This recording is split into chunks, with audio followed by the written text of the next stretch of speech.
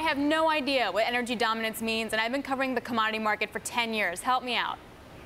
Well, energy dominance is we can move from energy independence to actually being a global leader in energy. And no one is better at producing energy as far as environmental standards than the U.S. If you want to look at catastrophes overseas, the Middle East and Africa, as a former SEAL, I've been there. It is better to produce energy here under reasonable regulation than watch it get produced overseas with no regulation. Secondly, national security is that as a former SEAL, I don't want to see our kids, your kids, go overseas and have to fight for energy we have here. So making sure we have national security assets here where we're not held hostage by foreign entities. And lastly, flat out, it drives the economy with low fuel prices, makes sure our manufacturing base is competitive, and there's a social cost of not having a job, and there's a great opportunity to be energy dominant, having the ability to put pressure on foreign countries, Iran being one of them, as they launch ICBMs.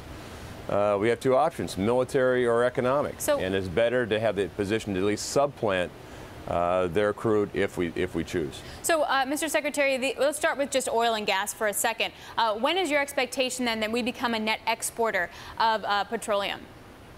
Well, certainly infrastructure is a big piece of it. The market signal this year on onshore, I think we're 146 million in leases. You compare that to last year under the different administration, we were 11.5 million. So we're seeing enormous advances, but infrastructure is important. That's our pipelines, our ability to move efficiently, ability to export liquid natural gas.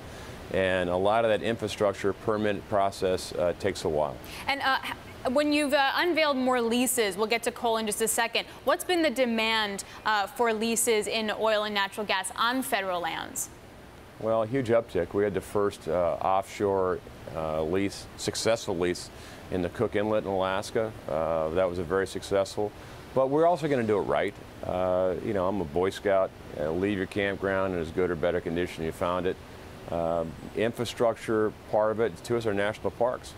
You know, we're about $11.5 billion behind in our parks, making sure that we lease our lands and have revenue funds our national park system. So how many leases do you expect to issue, say, in the next 12 months?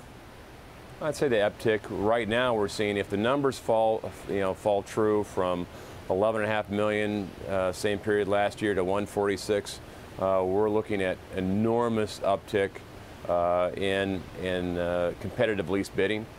You know, a lot of it, when you have 94% of our offshore not available, when in the National Petroleum Reserve and the North Shore, the most productive areas were made non-available, and you couldn't get a permit to put a road in. So we're looking at the infrastructure.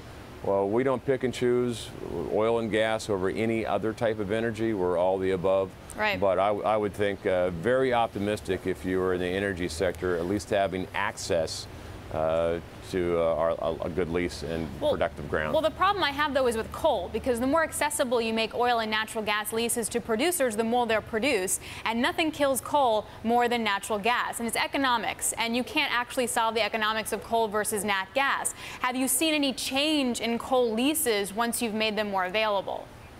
Well, coal's up about 16%. So coal is competitive if you strip away the punitive regulation field. But Come we on, don't pick and choose competitive with energy. natural gas under $3. Come on, Mr. Secretary. You can't make the argument that $3 natural gas is not a steal. $3 natural gas is a steal. It's a good bargain. Coal still, when you talk about base load, coal is still competitive. Overseas markets in coals are more competitive.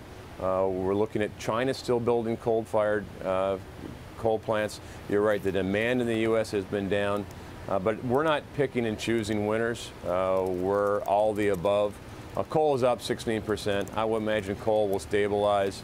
But you're right, liquid natural gas, our assets, and just the amount we have of a country it's a pretty exciting future.